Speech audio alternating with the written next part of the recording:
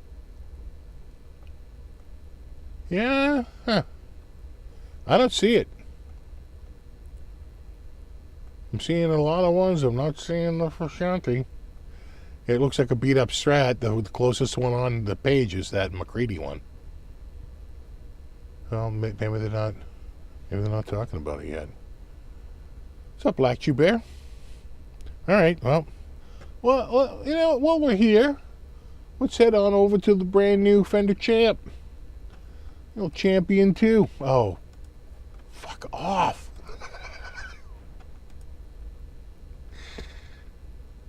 Yeah. New Fender Champion 2 100. These are solid state.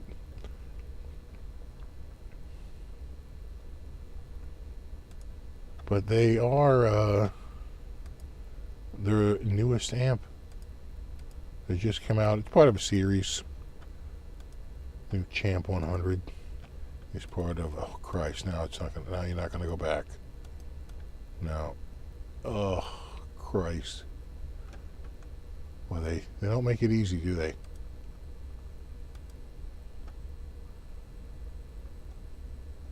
No. Oh.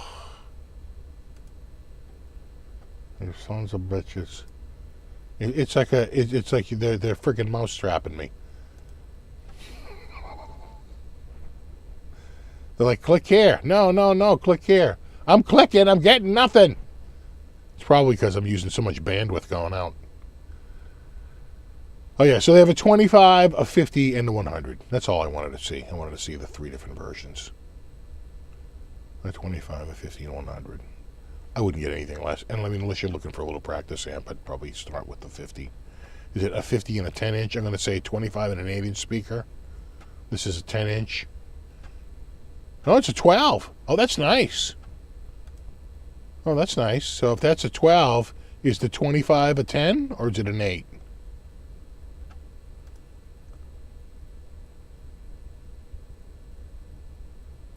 Oh, Christ. Anywhere? 8. It's an 8. It's an 8. Which makes sense. That's usually what they do. Right? 25 watt amp's going to have an 8-inch speaker. And this is going to have, is this going to be 2 12s? Is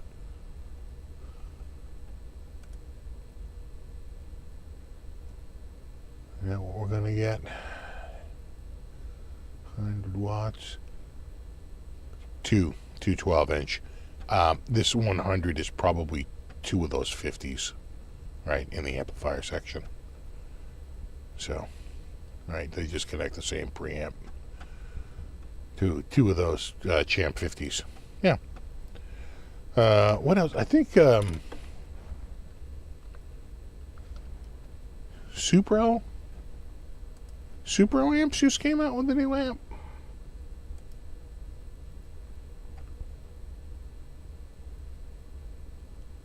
I hate it when they don't show their latest stuff right up front. You're making me mental here, guys. It's a new one. It's some dude. Could be that dude in that shirt. Might not be. Who knows? Nobody does. Artists? Is it under the artist page? It's one of these dudes. Somebody.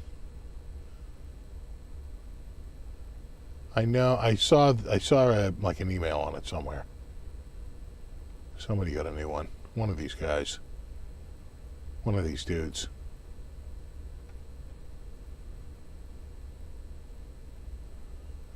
Thought it was Taylor. Taylor or something. Was it Taylor Swift? Nah, different Taylor.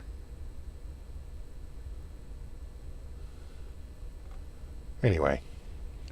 What else is out there? Oh, Kramer. Kramer guitars. Yeah, I don't know if did we look at these last time? I wasn't sure if we did. They came out with some new graphics. For some reason, I thought the bullseye had always been there, but they've got a new zebra. It's basically the guitar I'm holding, but different. This one has the bezel, right? A pickup ring, mounting ring. The one I have doesn't. So slight difference. I think this is like mine, direct mount. Yeah, this is like the one I'm holding, direct mount. This is the new purple splatter finish. If that's your jam, kind of looks like jam, sort of like a blueberry jam. But this is the one, right? Going to go back in time to 1985. It's almost like back to the something, whatever it is. It's probably trademarked. Let's not let's not say anything that might get us in copyright trouble. But we're gonna go back in time to 1985, when everybody remembers. Yeah, it was a year known for its lightning.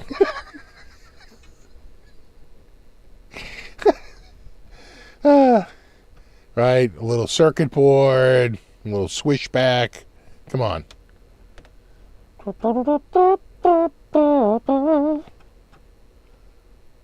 What else is out there now? Got the new Kramer colors. Someone mentioned the Agu fish, but is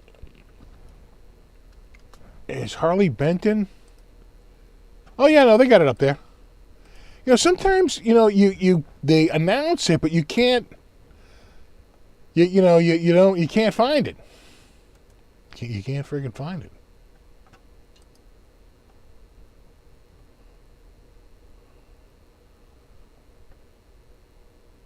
I don't know. It's looking awfully Gibson-y. Careful, bro.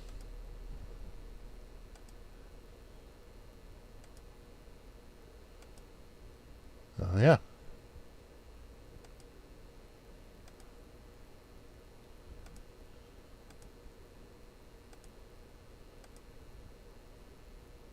Yeah, matching head veneer. And I like the flame. Can't go wrong with a flame neck. That's nice. I'm just saying, that's I don't know.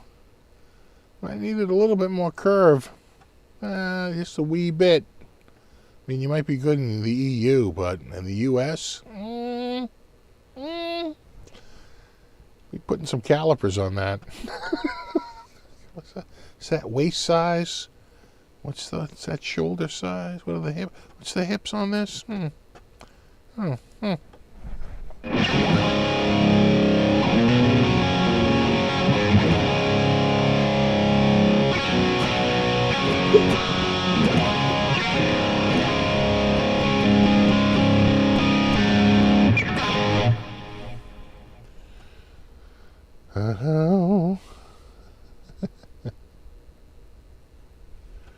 Anyway, well, I think that's all I have. That's it.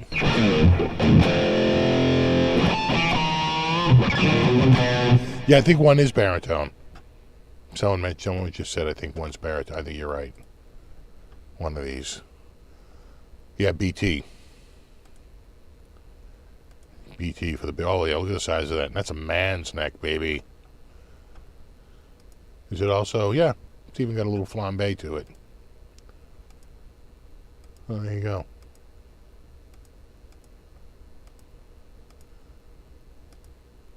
It would just, punch it up a little bit. Just saying, like some flames or skulls. Just saying. Just something to think about. Maybe a lightning bolt with a little back arrow and 1985 on it. Just saying. I don't know where I'm getting that from, but...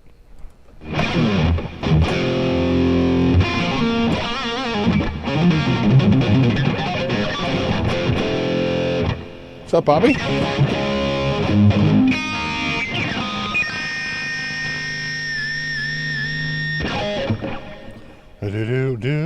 So I have a great new guitar of the week. I shot the video today, so it should be out on Monday, and it's good. It's good, kind of a 70s vibe to this one. It's like that 70s vibe.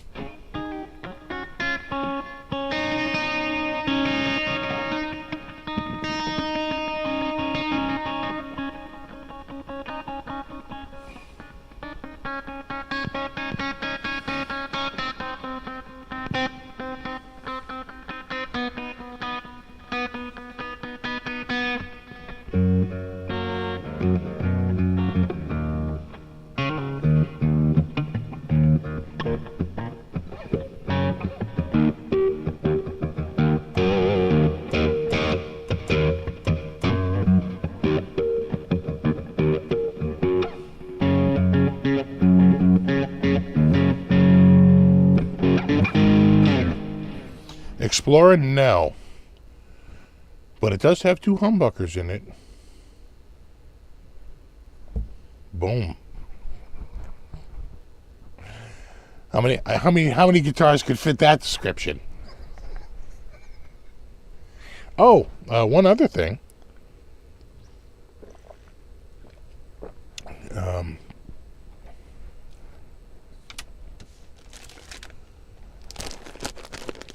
I got the final issue of Guitar Player magazine. It was gone off the shelf. Couldn't get it off the shelf. I wound up going to eBay. And what is it, $10? What's the cover price? $9.99? Yeah, $9.99. I paid $19.99. It was priority shipping, though. It was here in like 2 days, coming out of Washington State. I didn't care. You know what? I should have just done that from the beginning, because it was a hassle. I drove to a couple of places to see if they had it on the shelf, and they did not. And I was like, oh, what am I doing? I'm driving around the friggin' Barnes and Nobles. It's like this old goddamn waste of time. We just look online. The money I spent in gas just driving to friggin' Barnes and Noble.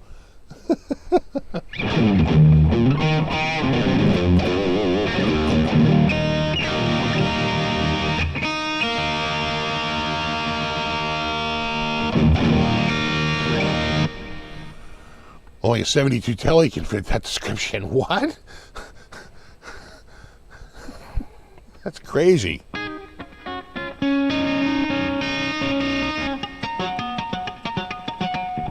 Exactly.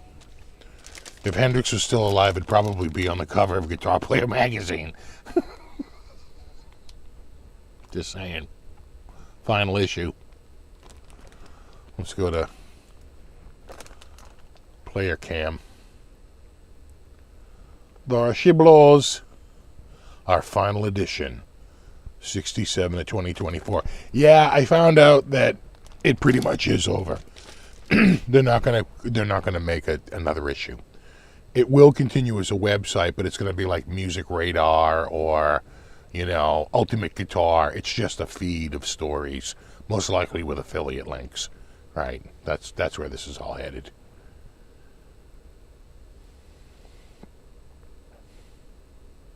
Now, I heard this week that, was it Guitar Techniques folded and Guitar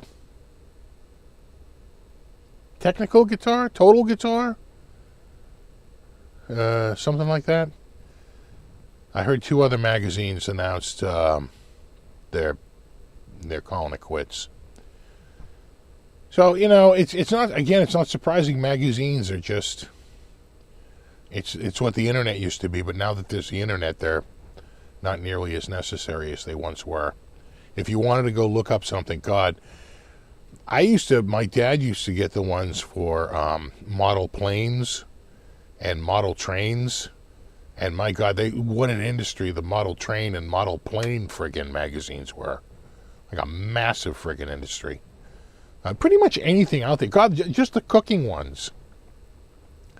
There was probably 40 friggin' cooking magazines. But, like anything, its time has come and gone. A Fesley with excessive Fesley on it? What? No. That's crazy. No way.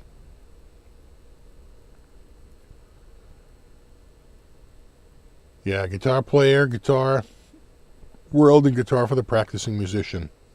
Yeah, well, I used to get those. I used to subscribe because, we were so into it. You didn't have to think about it. It just showed up. Exactly. Whatever you're into, you had the mags. There was probably a dozen mags surrounding one topic. Knitting. Bowling. God, how many rifle and gun magazines were out there? How many, just sports in general? I remember there was at least 2 or 3 just around archery. I mean, just anything you could think of. They had, I mean, God, the automobiles, motorcycles, boats. I mean, Jesus. Like, there was just a magazine for friggin' everything. But it's just, one by one, they're all going down.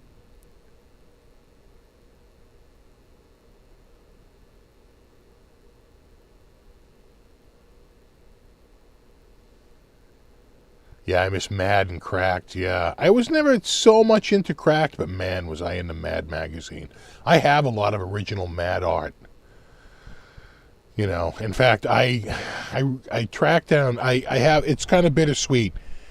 So there were a few strips that just for whatever reason you just remember, right? You find them particularly funny at the time.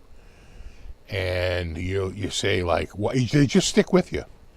There was a guy on eBay maybe 15 years ago, and he was dumping all kinds of, like, Mad, maybe it was 20 years ago, all kinds of Mad magazine art.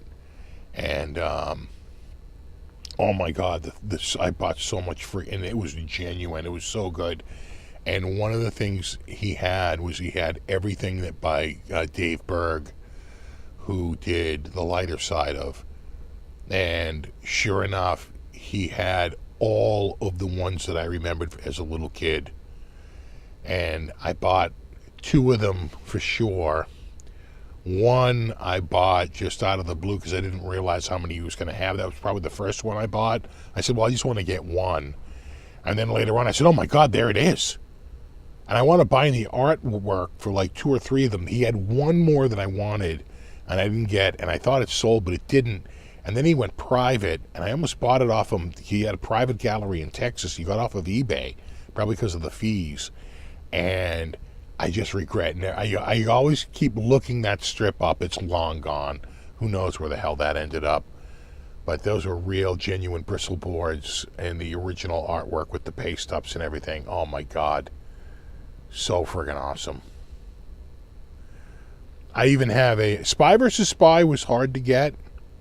That guy's work was very hard to get. But I have some Don Martin stuff. I have a bunch of Sergio Aragonés stuff. I have a bunch of what's his name there? Al Jaffe. And the guy who did all the artwork for the like Frosty the Snowman and Rudolph the Red-Nosed Reindeer, all that artwork was all done by this guy. He was a freelancer, and I have a few of his, and you can see it. You can see like the Frosty the Snowman artwork. You can, it's absolutely his hand. It's so good. But Spy vs. Spy, that was one of the hardest ones to get. Didn't do a ton of work. It just depended on how prolific they were. And Spy vs. Spy just didn't have, if they had it, it was under lock and key. Some stuff just didn't make its way out. But I got some really good stuff. I have a Mad fold-in. I have an original Mad fold-in. And on a giant bristle board. You know, it's enormous. What's up, Ken?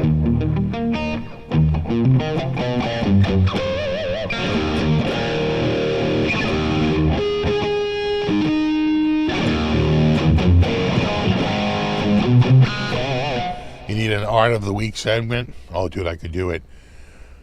You know what I have, and I would probably get a lot of views on this because I see other people do stuff where they find stuff, but I have and I don't know if anyone's ever posted it, but I have the artist pack you would get if you went to go work for, The Simpsons in the art department. They would give you a breakdown of like every single character, and they would do turnarounds, and they tell you how to draw it. They're like, you have to do this, remember this, You want to do this. They literally break down like every character, and this is not like some formal thing. These are like literally photocopies of photocopies because this just got handed out to artists, and those full turnarounds are insane, right? So you can draw the character from any angle, and I have turnarounds for almost every major character and all the original like art direction. It felt like I was going to get the originals, but they were all just photocopies. But I have still not even seen those photocopies out there. I bought those back in the 90s. Who knows if that's even, you know. I bought a poster back in the late 90s, too, from the, maybe the early 2000s. It was a, you had to go to like a 10th anniversary party for The Simpsons to get the poster. It was never published, and it's basically a big long, it's a big, very, you know, it's not very tall, it's a big panorama poster, and it shows the timeline of The Simpsons from I think 89 to 99 or 1990 to 2000. It's like the first 10 years.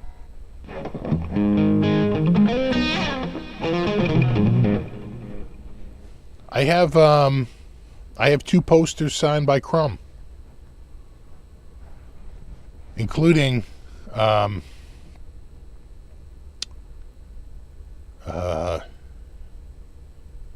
bought them from Terry Zwigoff. I made my check out to Zwigoff Productions in Los Angeles. He was Terry Zwigoff was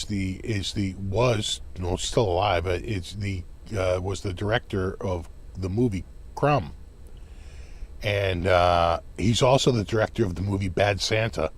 And I think at the time I bought that, he was selling a bunch of Crumb artwork that he had acquired for the Crumb movie that was all signed by Robert Crumb, and he was selling it to fund Bad Santa. And he had some really cool artwork, but I just bought 2 posters, one of the movie and one, are they 2 posters or 1 poster? I forget now. It's pretty cool though. It got a little damaged in shipping, unfortunately, and there's nothing they could do. There was only 1. So I kept the poster, but it would need to get pressed onto a like a foam core sheet, get those wrinkles out.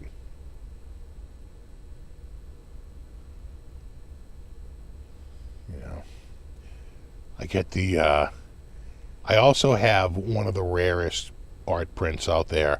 I have an original Calvin and Hobbes print. His material is some of the rarest out there. He's a notorious recluse. He hasn't done any interviews. He pretty much had one of the top comic strips in America, and then just folded up shop in like 1995 and said, yeah, I don't like doing this, and pretty much ended it. And that dude, man, just famously, a hermit, and there's nothing out there. And a year prior, he went on sabbatical, and my wife worked at a newspaper that carried the strip, and he made, I think it was either 750 or 1,000 prints that he sent out to the newspapers because he was taking a year off, to basically say, I'm sorry for taking a year off. And they were signed and numbered. And it showed up from his thing, and my wife basically went to she was the one opening the mail, and she went to the publisher and said, I want this and I'm taking this. And he said, okay. And then there's like the editors and stuff, kind of a fight, but she was like, no, I'm taking this. And they're worth at least 5, maybe 10 grand now. They're so rare. Last time I saw them up for sale, they were running around 5 grand.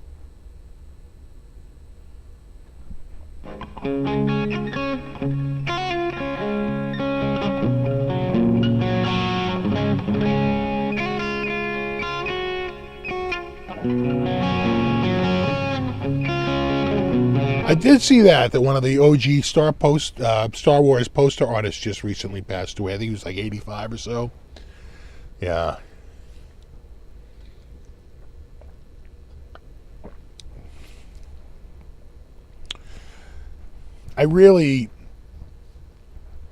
am psyched that I have some really good Sergio Aragones, and I have some really good like Don Martin stuff.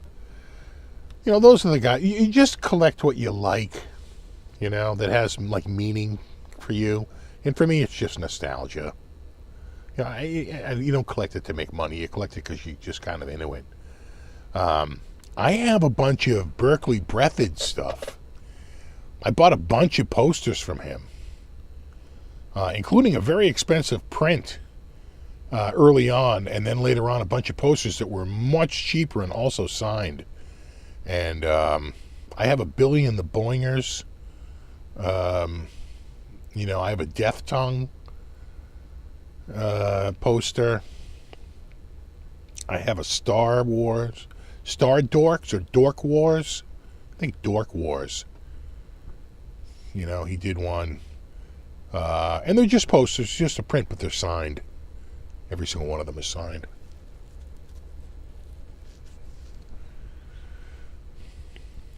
You know. Trying to think what else I have. I have a lot of Zippy. Right? Bill Griffith. God, I love his work. I got into Bill Griffith because he was featured in a National Lampoon. I want to say like the spring of 83 or the spring of 84, somewhere around there. 83, 84. He showed up in out of the blue in National Lampoon, and he had an episode where Zippy is like going and he's like insane, but then he gains his senses while the world around him like turns into a bunch of like monster looking Disney characters. Like it's like Mickey Mouse but with fanged teeth and wielding knives.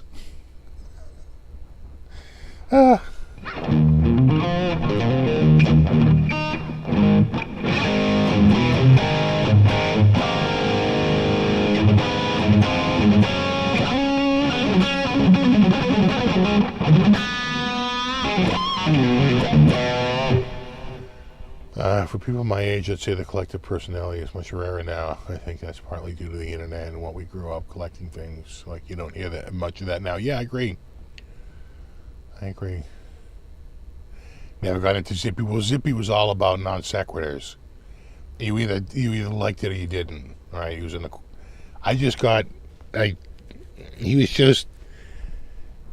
He had like just a couple of ones that I remember just laughing out loud as a teenager. And being like, oh, this is actually pretty smart. It's pretty clever. So I have some of his original artwork. I got a poster from him a couple of years ago that was stunning. It was like a 12 or a 15 pass silk screen, and the colors were just absolutely stunning. He'll actually, you can commission him to make you. I should just do that. You know, he's getting. His wife recently passed away. I felt so bad for him. I think he wrote a book about it. You know, you could just tell he was grieving. He was in a bad place. But I've bought some stuff, and it's him. When you buy something from Zippy, you're dealing with the artist, and you can commission him $200 or $300. He'll make you up a single page of Zippy saying something. He has a couple of stock, looks that you can choose from, and I like supporting artists like that.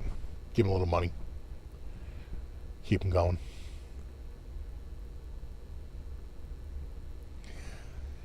Garfield and Andy Capp. I don't have any Garfield. I do have an original Andy Capp strip.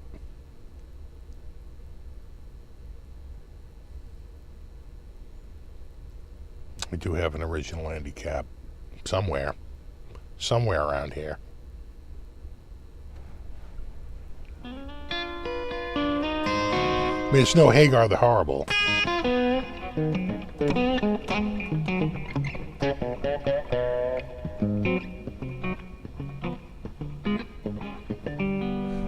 It's no funky winter bean.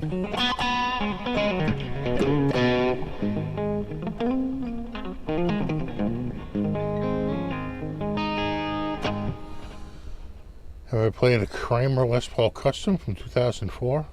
I didn't even know they made Kramer made one.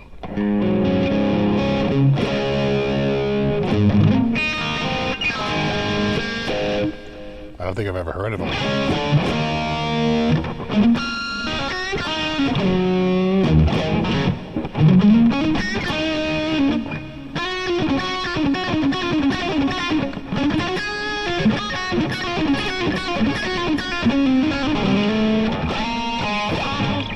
Gotta get that slide right.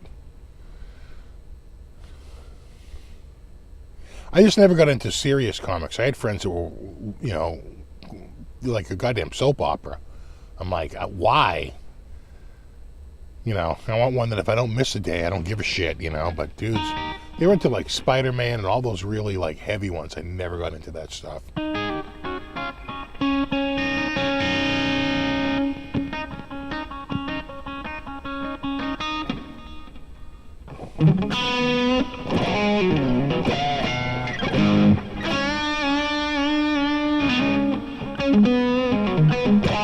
Well, yeah, like a Kramer Assault. I know what you're talking about. Oh, yeah, you know what? It's great that you bring up that Alex Van Halen. I watched that on Tuesday night. Speaker, did you watch that? I watched it live on Tuesday night. And it was good. You can tell he's still sort of grieving the loss of Ed. And, but it was a lot of insight into like the early years. And, but they didn't get too much into like the bands and the touring and the switching up of singers or, anything like that. It was really more about like the real early stuff, like, moving around and, landing in California and then getting going and then seeing Dave's band, who were way more professional, and finally like hooking up with him after a little bit. And I think Alex said he played guitar to start and Ed was going to play keyboards, but he realized Ed was just a much, much better guitar player. He said, no, I got to switch. You play guitar and I'll switch to drums, because he couldn't play keyboard. Is he using a cane? I think he did have a cane with him, now that you mention it. You didn't see him walk out to the stage. When they started it, he was already seated. And when they ended it, he was seated. So if he was walking around, you didn't see it.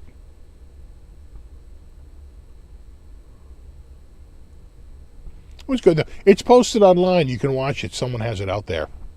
Just look up like Alex Van Halen interview posted in the last 7 days. And it's out there. It's some young girl. She's a good interviewer, though. She sticks with it.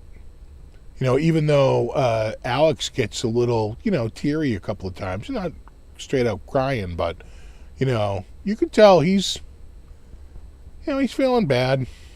He's feeling bad. About the loss of his brother.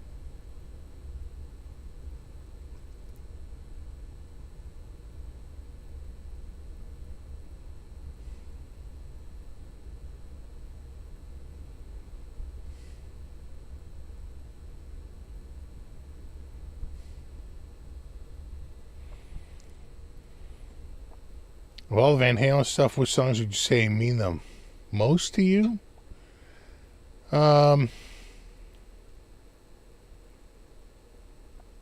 It's hard to say because it's just so much time. I'd say the first album, because I think that was definitely the first album I had, was Van Halen 1. And Women and Children First. I didn't get the second album until later. I think that Women and Children First was out. And I got that in the first album, because the first album had You Really Got Me, and Eruption was sort of like the quintessential. So always the first album was really, and like Ice Cream Man. Because as he goes through the solo, you realize he's playing through the changes. He's playing the chord changes. And rock players didn't really do that back then.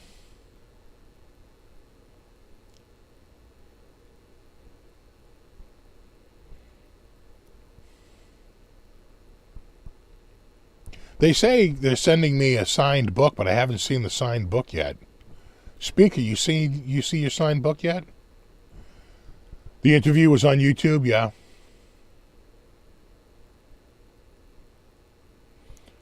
Yeah, well, no, I saw someone posted it, but I don't think it was supposed to be there. I think someone ripped it off and threw it up there.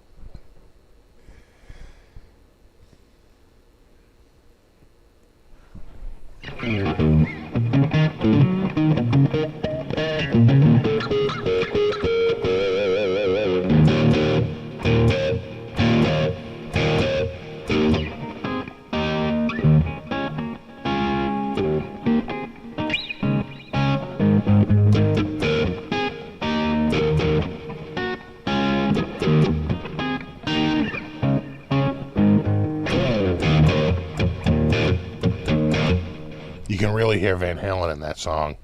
Van Halen did the demo track for that.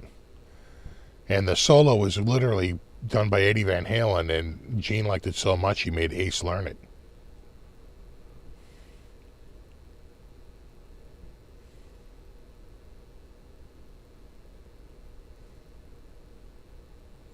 But you can almost hear it. Bah, bah, bah. That sounds like Alex. You know? And you can hear it in Jamie's Crying. The Christine 16 is pretty much Jamie's Crying.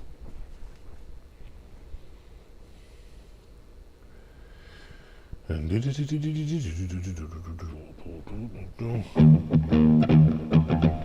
enough, Cam and I heard the Balanced album first. It was pretty late in the catalog. And then we started making our way back through. Yeah. With Cameron, we got into playing. Well, it's such a discovery, right? It's like when I discovered, like, Jimmy Page, who everyone knew for, 10 years before me. And then I'm like, wow. And who else? Hendrix. I'm like, Hendrix, I didn't even get it first. I was like, oh, it's just a blues player. But, man, I was totally wrong. Completely wrong. Just way. And then you have to also, and what you don't do is you don't put it in the context, right? Context of the players at the time, right? Hendrix just comes out and just absolutely destroys everyone. It's like he's on another planet. It's same with Eddie Van Halen, right? Just basically comes out and just slays all the competition. No one's even, right? They kicked him off the ballot for best rock guitar player after winning it 5 straight years. They're like, okay, let's just, you're just retired to the Hall of Fame now.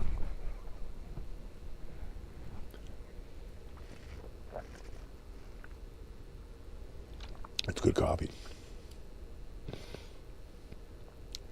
I don't remember that. I remember the VH.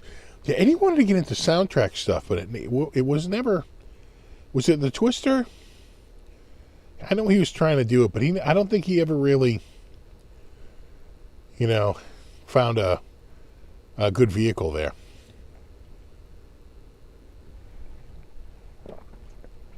Right? Wasn't able to latch on to a decent movie to sort of put it all together.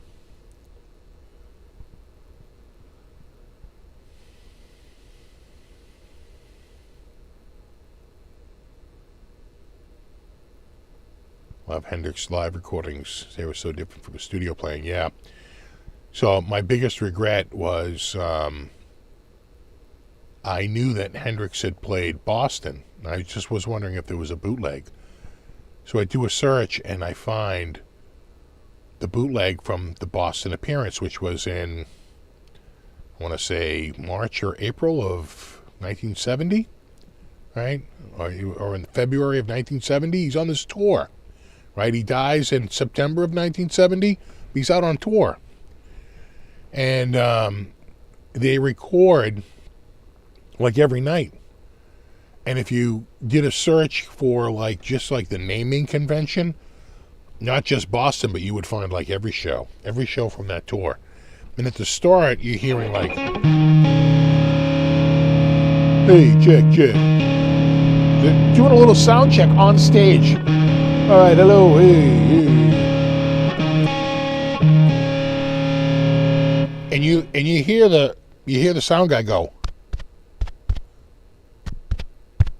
He's like tapping the mics. And you hear people off to the side going, hey, Billy! They got the strongest Boston accent. And then all of a sudden, the mics go like, and because he lifts them up, right? He puts them up in the air, gets them away from the ground, and faces them towards the stage. And they record the show. And they had every single show that summer. I remember they had like Charleston, and they had like Dallas. They had like all these crazy shows everywhere. LA, New York, Boston, you know, and I friggin' only downloaded the Boston one for some reason. I should have downloaded every single one. I don't know what I was thinking. And it was just... I still have it. It's an amazing live show. I would have loved to have heard like all those other... Because I guess they were going to put out a live album off the tour. And so they were recording every night, right? And then you just sit back and you listen to all the recordings. You pluck out the ones, oh, we had a good night. You mark it up, had a good night tonight. Didn't have a good night tonight, right? And you just pluck out enough material for a whole live album by the end of the tour. And but it never materialized. At least I don't think it did. For all I know, maybe they did use that stuff, and they did they did a lot of posthumous stuff with Hendrix. A lot of stuff came out after his passing. So for all I know, they did use it and put it out somewhere. But someone had posted all of those friggin' bootlegs, and for whatever dumbass reason, I didn't get it. Stupid.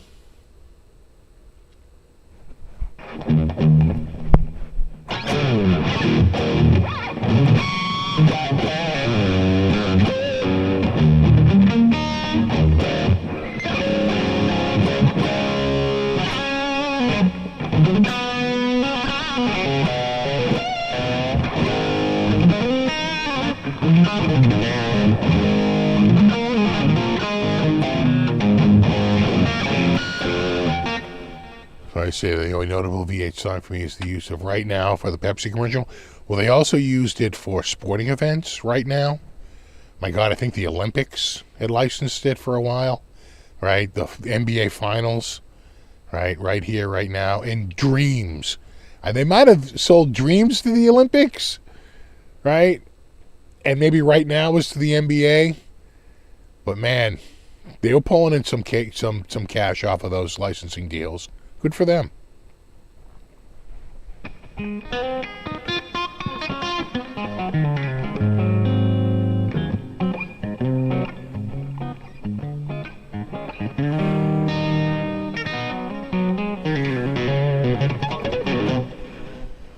Oh man.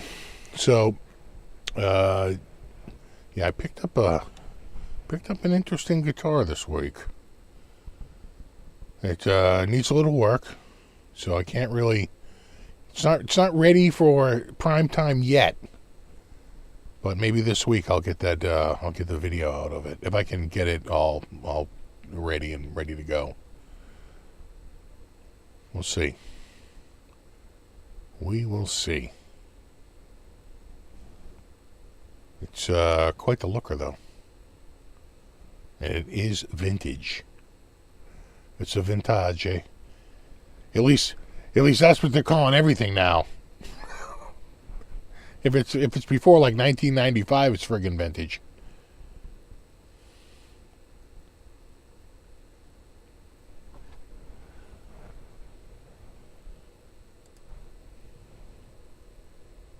Pretty good.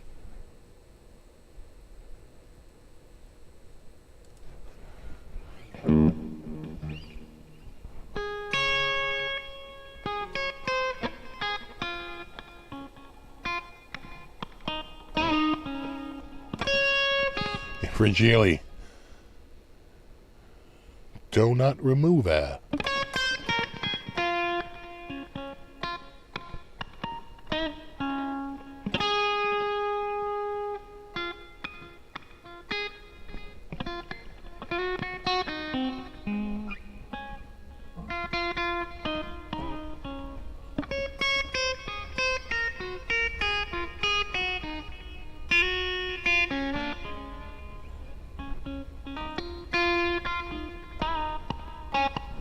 The one thing you have to know about vintage is that when you buy a guitar from Guitar Center used, you have 45 days to return it, unless they mark it vintage. If they mark it vintage, 3 days. That is a significantly shorter period of time than 45. So you better figure out whether or not you want to keep it.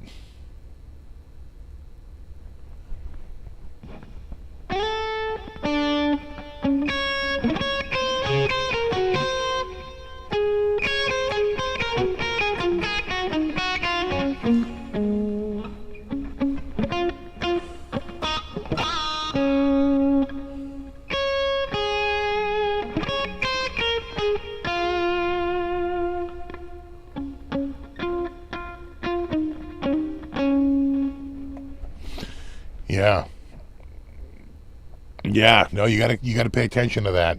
If they designate that guitar as a vintage under the vintage umbrella, they shorten the return period by 42 days. So, that's something you want to pay attention to. Have a good one, Nelson. Thanks for hanging out.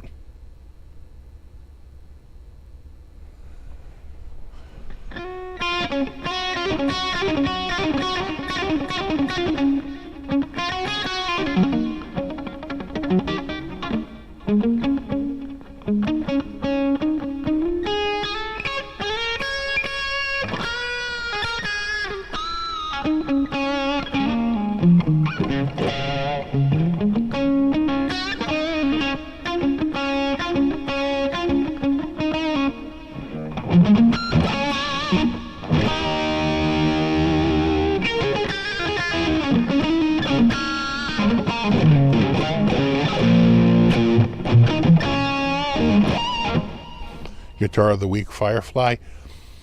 You know, I would check them out. The only thing is that I get the guitars through Zounds. You know, and I don't think they're a Firefly dealer. So that's where it gets that's where it gets tricky.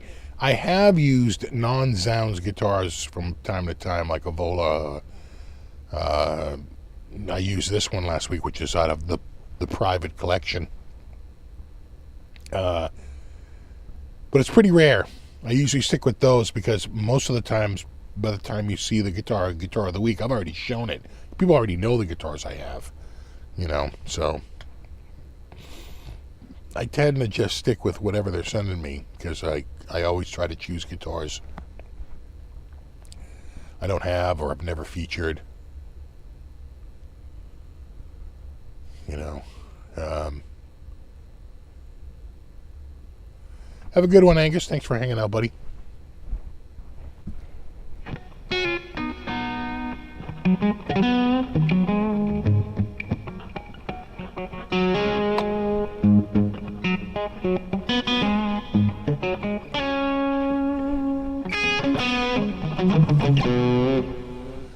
I suggest a Sterling St. Vincent. Well, I know they can get Sterling. That's for sure. I can look up one of those. Yeah, St. Vincent. Yeah. It's kind of a very angular looking guitar.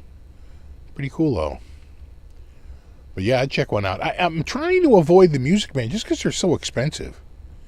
I'm trying to stick with guitars that are, you know, somewhat affordable. You know, between like $250 and like, say, maybe maxing out at $1,300, $1,400, $1,500. I mean, what's the most expensive guitar I've had for Guitar of the Week? Maybe $1,300, $1,400, something like that. That ESP was up there.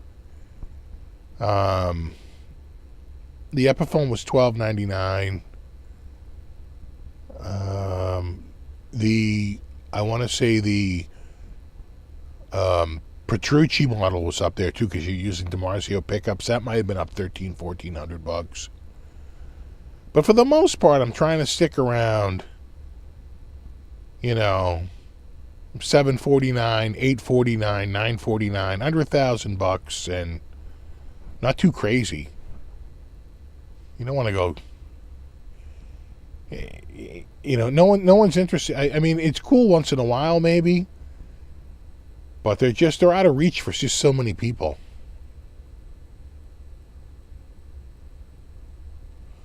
Yeah, you know, you're vintage when the arthritis kicks in. Oh, tell me about it, man. Yeah, getting a little creaky. No, a little bit.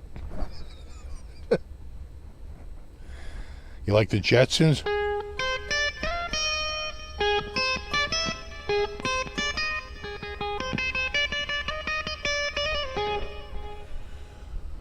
Do. Yeah, they're saying Vincent guitars are very comfortable despite looking pointy. Yeah, I know what you're saying. They look that way, but I feel like they might be a little carved in the back there, yeah. Boss did a lot of price drops this year through January. Are you looking to do a Black Friday special show? I am going to do a Black Friday special show. You know, it just depends on what's out there. Usually what I do is on the morning, the night before Black Friday, I usually just go online and see like what's out there, try and come up with a list, and whip up a video for, you know, Friday morning, and just see what's out there. Sometimes you don't even know really what's out there until Friday. I try to do it. You get people, you know, a few extra bucks off if you know. I tell you, the one thing I might get is if those headphones go on sale for $89, I'm probably going to get a set, because I could use a set for the attic. You got a Boss Slicer with a small one for $99. Yeah, so they're going on sale. Yeah.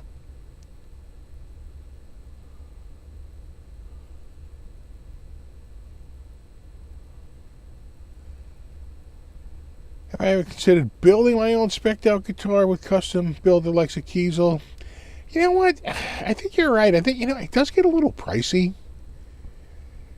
And I think a lot of dudes who have guitars built, with, you know, the product never lives up to the expectation, right?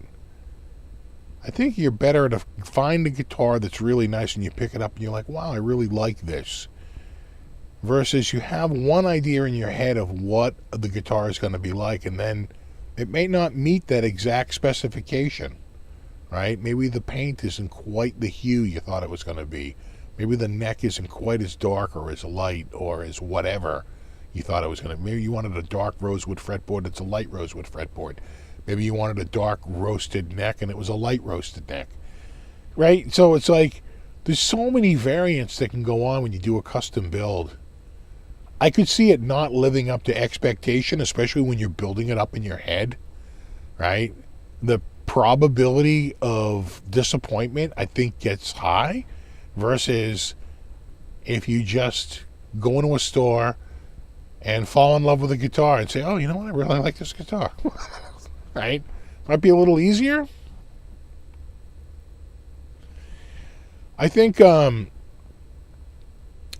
me, it's not enough to get a guitar. I think I got to get the guitar at like a crazy good price now. Right? It's got to be like some insanely good deal.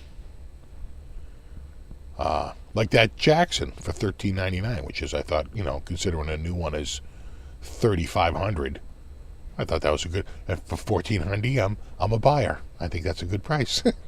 So, right? So, you just try to get things at a really good deal. I thought the guitar I got this week was a really good deal.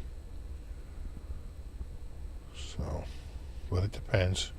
Your mileage may vary.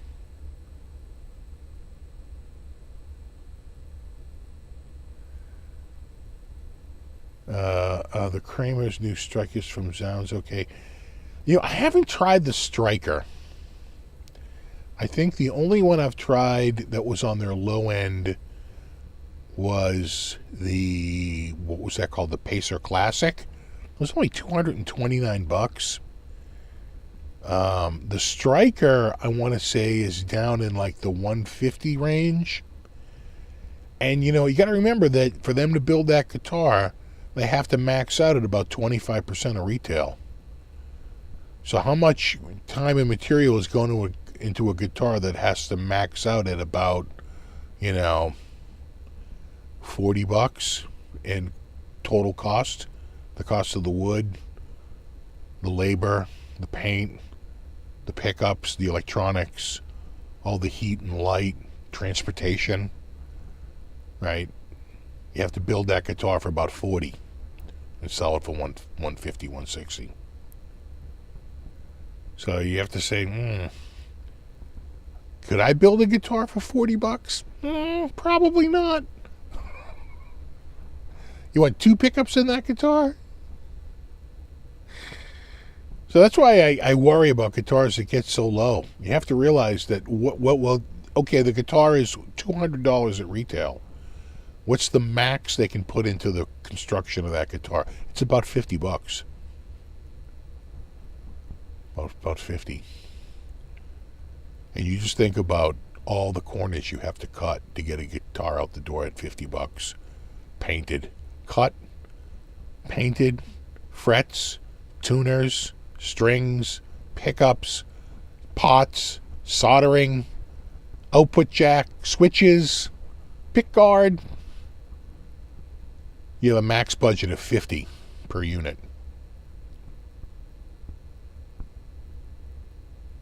Strike is around $350. That feels a little. You sure that's about, yeah? Oh, good. Well, so you'll get about $80. I feel like that's a little. I feel like that's a little high for Striker. I thought the Striker, unless they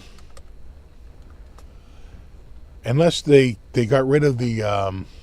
Well, let's take a look here. Oh, you know what? I think I was looking at the Focus. You know what I was looking at? Looking at that one.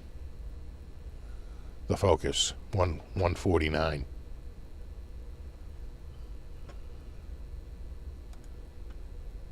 The Striker, I don't even know her. I don't know where that is. What the hell is that? New arrivals. Bumblebee Satin, that's an 84. Jersey Star. Have they been discontinued? Historic collection. Ooh, that's up there. Original collection.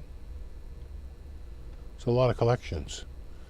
That's the SM1. I feel like it kind of looked like that, kind of like a Caribbean look. Night Swan, Focus, Night Swan. Beretta. There's that Pacer Classic. All right, we'll find it. Which one was that? That was the original collection. Let's try the modern collection. Oh yeah, right there, Striker.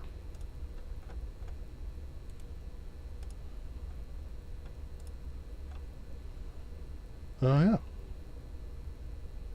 You know, I don't know much about them. I haven't tried one. But they have their. See, Striker used to be the absolute budget brand. Focus was the midline. Looks like that's reversed. Now they're saying Striker is the midline. You see what I'm saying? Striker's now the midline, and Focus was because that other one that was 149 was Focus. So they've swapped, you know, branding for levels. Striker used to be bottom tier. Now it looks like it's mid tier. Yeah, interesting.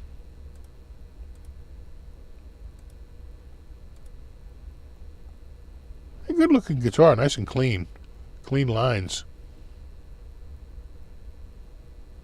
And it's got the hard top. This is what they were doing towards the end.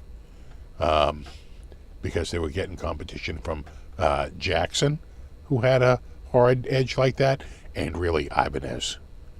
Those two brands had gone to a hard edge, and they were having much better sales, and Kramer felt like they had to adapt, so they switched to a hard edge in the late 80s. This is obviously an homage to that. Got the red, got the purple, got the ebony. It's gloss too, not bad. And what's the Floyd Rose special? I'm going to assume hardware, licensed Floyd Rose. They don't even say, just licensed. Interesting. Yeah, you know, I've never played one. I don't know. Looks like they got at least a couple of lefties, though.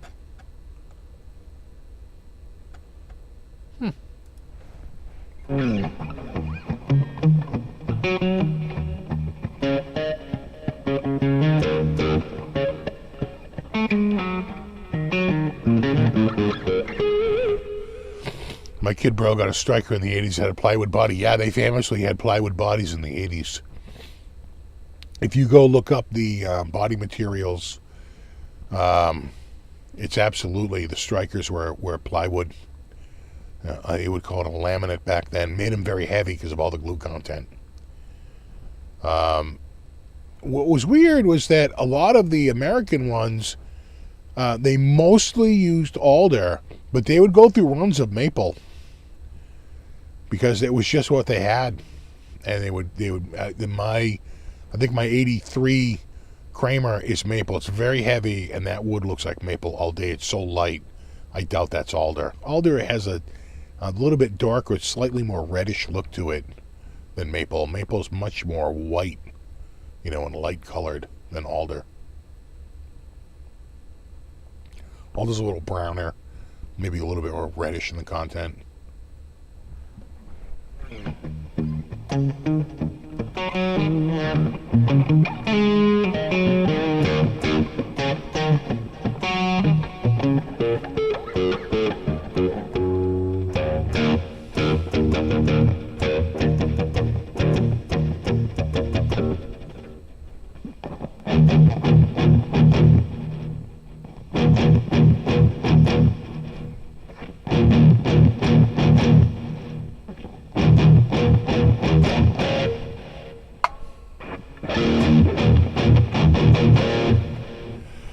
Yeah, Kramer was interesting because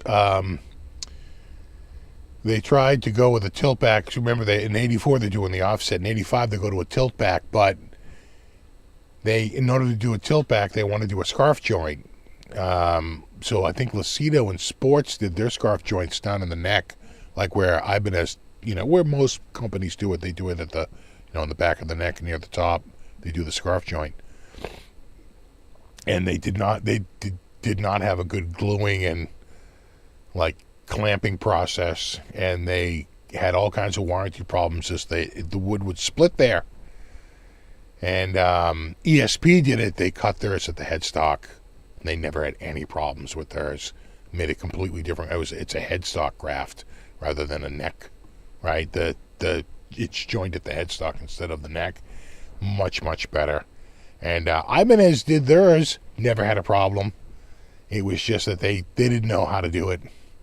The two, I think they were both American companies, right? The ones that had it right were the Japanese companies.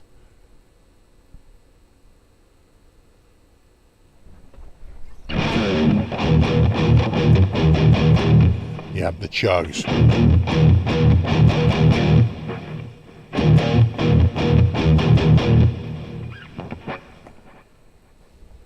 What's that, T2?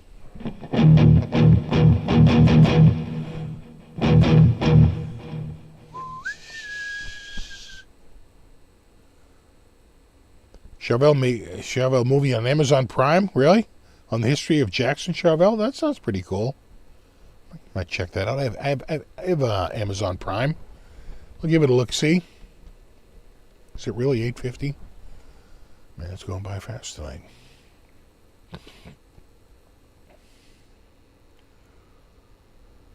Oh, man. See, I'm looking forward to this video for Monday.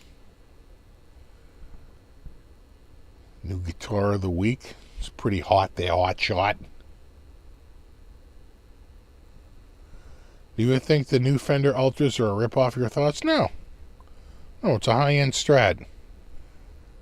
I think people are dragging them because they use the word innovation, and, there's really not a ton of innovation going on in guitars these days. There just isn't. The latest innovation might have been roasted maple necks, graphite, graphite rods inserted in the neck for extra reinforcement, graphite reinforcement. That, there hasn't been like huge changes in tech and innovation in the guitar market. What it really is just a style. It's a recipe of style, right? Like, we're going to do this logo with this neck heel and this pickup set. It's a recipe.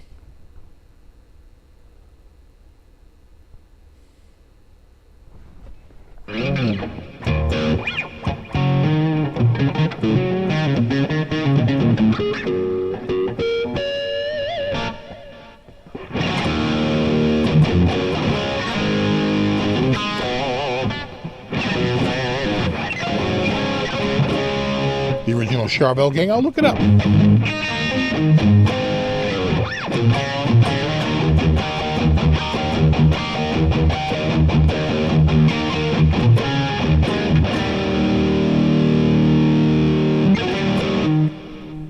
I have it? I don't have a cat. I don't have any cats down here. I have the window open, but it's only about 45 degrees out. So they might be a little chilly. They're like, I don't want to go in the window. What is it? It says it's 49. It's not that bad. The wind is only 2 miles an hour out of the north. That's not bad at all. 2 mile an hour wind. Deal with it.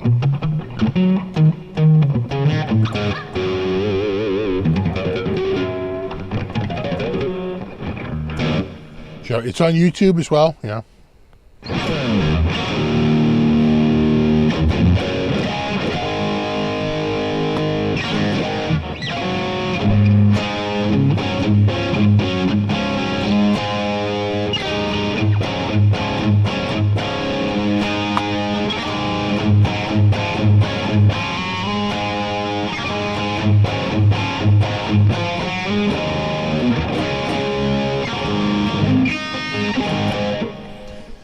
Yeah, well, Gibson and Fender both sucked pretty much between 1975, 76 roughly. They really started to descend into madness by the late 70s.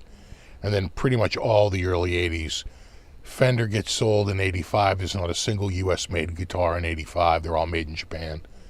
They come back in 86 with the Vintage Collection and the American Standard in 87. So it was a long road back. 84 was some of the worst shit they ever put out. And Gibson the same way, right? Gibson is in free fall, just getting worse and worse and worse until they're finally bought by Henry in 86. We were a dealer.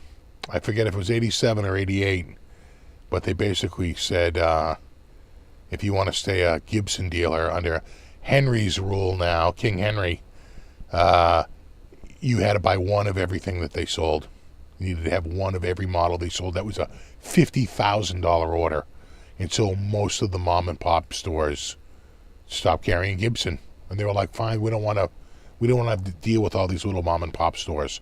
They wanted a much smaller but larger, like, chain stores to carry them. So they put a ridiculous buy-in to buy into the brand. You had to buy one of every guitar they sold, which was a little kooky. A little nutty. And so that was the end of that. We were no longer a Gibson dealer.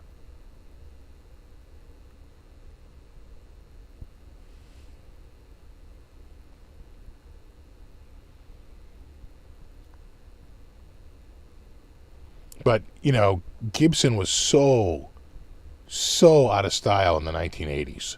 I can't even tell you. That was the 1970s guitar. People were trying to cut a new look. So anything vintage looking was sort of really, really out of style in the 80s. You wanted a guitar like this. This is what you wanted in the 1980s. Something with like one pickup, a Super Strat with a goddamn locking Floyd Rose on it, and some ridiculously over-the-top paint job. Right? This is what was hot in the 80s. Couldn't keep them in stock. And then what really happened was Slash got popular. And really rescued that company in a major way. Yeah, until Slash, exactly. Yeah, Slash completely 180 in that company. An absolute 180. Because before that, they were just sort of like a vintage thing. You know? Hey, kids, it's 1988. I know you're listening to Cinderella. What about Peter Frampton? It's like, the Les Paul kind of died with Randy Rhoads. And then it stayed dead for about another, like 5 years. 6 years. And then it came roaring back in like 80, really like 88, even more than 87. You gotta remember, that album, that was big because it was tied into a movie. Right? Appetite for Destruction, Welcome to the Jungle was the soundtrack for some Clint Eastwood movie. And so they got kind of big because they were riding in on that, on a Clint Eastwood friggin', it was a Dirty Harry movie, right? What a franchise, right? To get a song in on a Dirty Harry movie. Huge. Open up your catalog to a whole new bunch of people. So. Yeah, well, when Zach joined, that was long after, right? So Jake is there through the mid-'80s. When does Zach join? 1990? 1988? By then, Gibson's making a comeback. Right? Because of Slash. And now all of a sudden you got a second guy playing a Les Paul. We're up to 2. Yeah, 87 was Appetite for Destruction, but it went nowhere when it first came out. It really takes until about 88, and then it explodes in 1988. That's when it becomes really big, and it stays big all the way through 89. That's a very, very popular album. But in 87, it was, it just came out. It wasn't quite the force until about 88, and then it really got momentum.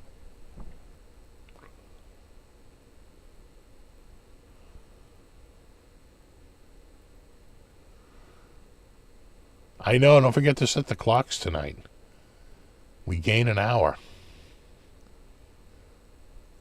So they're basically saying they're going to, they keep talking about they're going to get rid of it because farming doesn't require it as much any longer with all the new tech. So they're basically saying we might be able, but then they say they want to stay with the summertime hours. But who knows? There's always a big fight about it.